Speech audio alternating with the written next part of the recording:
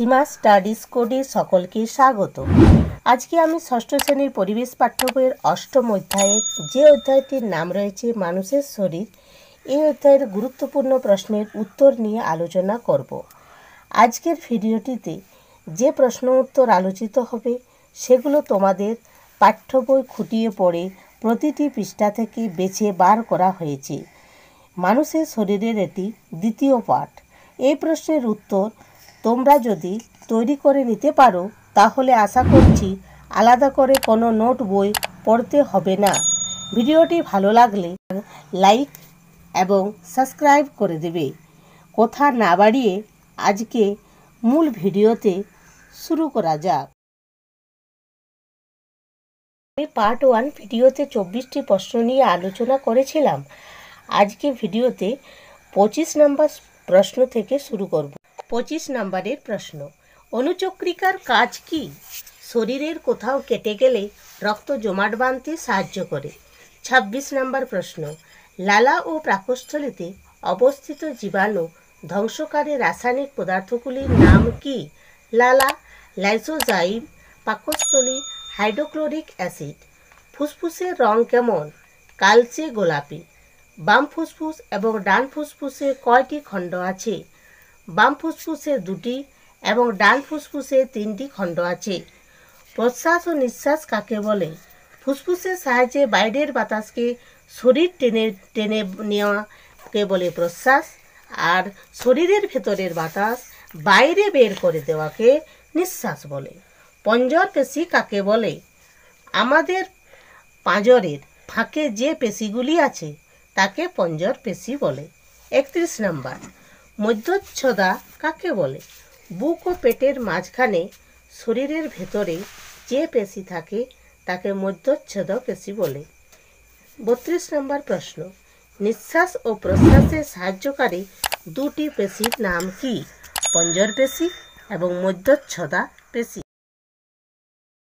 33 নম্বর প্রশ্ন, কয়েকটি প্রাণীর নাম লেখো যাদের শরীরে কোনো হাড় নেই। চিংড়ি, আরশোলা, কৃমি। 34 নম্বরের প্রশ্ন, জন্মের সময় একটি শিশুর কয়টি হাড় থাকে? প্রায় 300টি। 35 নম্বর, লিগামেন্ট কি? মানব শরীরের অস্থিগুলি একে অন্যের সাথে অস্থি সন্ধিতে যে সুতো বা দড়ির মতো জিনিস দিয়ে বাঁধা থাকে তাকে লিগামেন্ট বলে।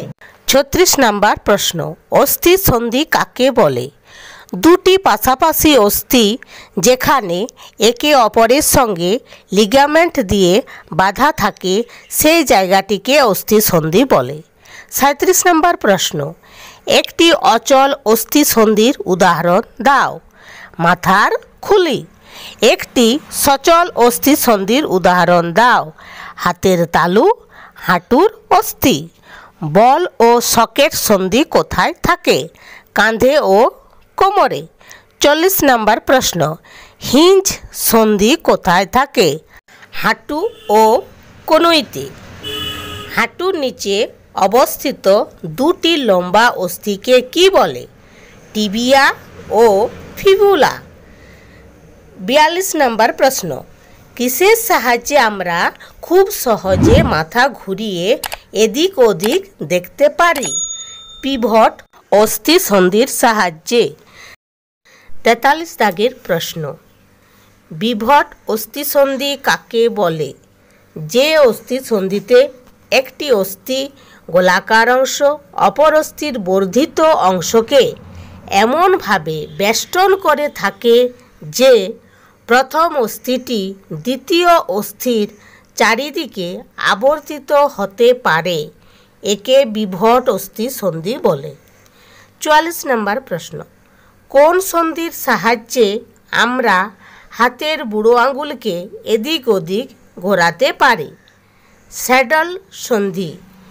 45 নম্বর প্রশ্ন, পেশির সঙ্গে হাড়কে যুক্ত করে কে?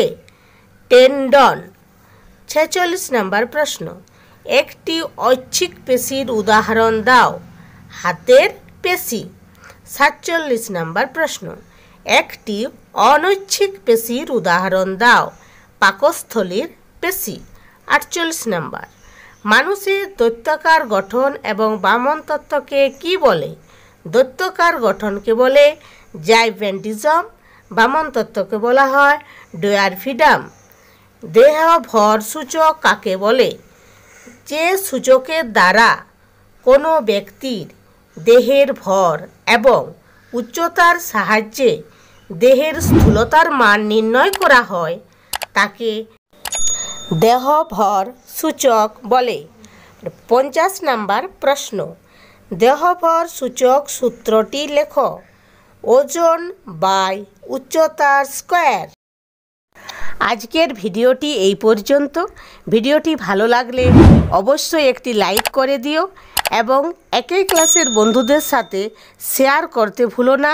ভালো থেকো, সুস্থ থাকো সকলে, আর অবশ্যই সীমা স্টাডি স্কুল চ্যানেলটির সাথে থাকো।